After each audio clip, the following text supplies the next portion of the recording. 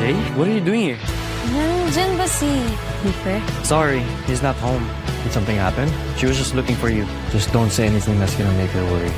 I'm sorry kung minamadali kita ha. I just want now. You know, we have enough time to prepare. Presenting my masterpiece. Don't you like it? Lola! Nandito na pala tayo. Ako ba walang yakap? Hey, Jay. Ikaw pala yung mapapangasawa ng anak ko? Sure? Anong nangyari sa'yo? Saan ka na? I missed you. Ano nga palang ginagawa mo dito, Keeper? I came to see JJ. He will be my best man. No, he will be my best man. Ano natin, David? You fucking bastard! Don't fucking touch me. Don't come close.